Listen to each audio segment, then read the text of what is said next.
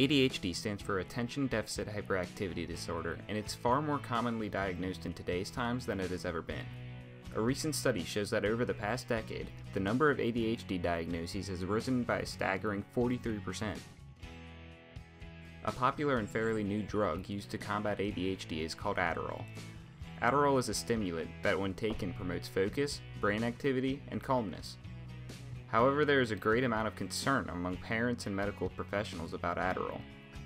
This is due to its nearly identical chemical structure to the infamous street drug, methamphetamine.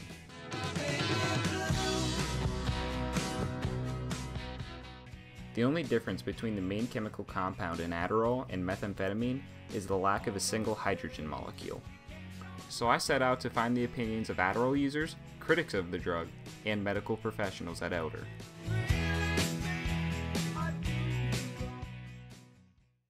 I began by talking to two students, Stephen Michelle, a senior at Elder who accredits much of his success to the use of Adderall, and Isaac Moore, a senior at Elder who is very critical of the drug and believes that many people who are prescribed the medicine are creative and gifted, instead of ill. I'm more against it. You're more against it? Why? Just because I feel like it's kind of the idea of like conditioning people to act a certain way that fits better in the society kind of just seems stupid, because I feel like there's certain qualities, like I know Google hires people with ADHD on purpose, so that way they can, like, they're generally more creative, and they can express creativity better when they're not on the medicine. And I feel like there's factors of people's personalities that get suppressed, so they're more normal. Alright, that's cool. What do you think? Is that it? That's it. Okay, do you think ADHD is overdiagnosed? I don't know. I don't think it was in my case. I got pretty severe ADD. I can focus now. Focus? Grades gone up? Yeah, like a lot. Do you think it's overdiagnosed?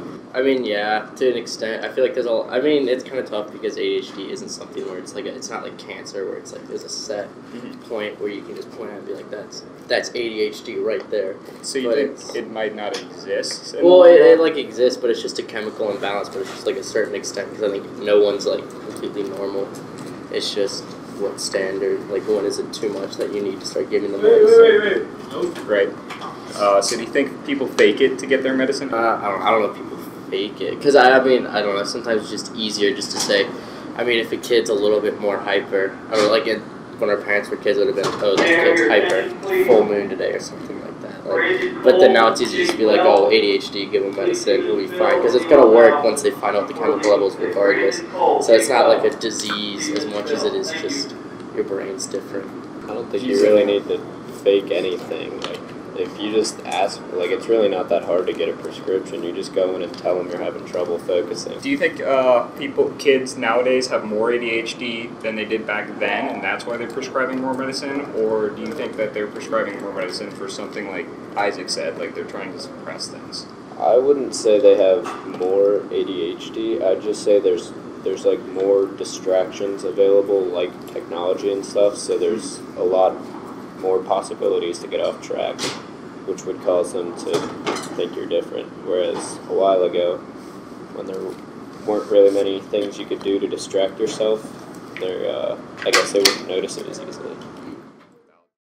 I didn't get all the answers I was looking for in the interview I had with Isaac and Steven, so I decided to head over to the nurse's office and see what she had to say about the issue.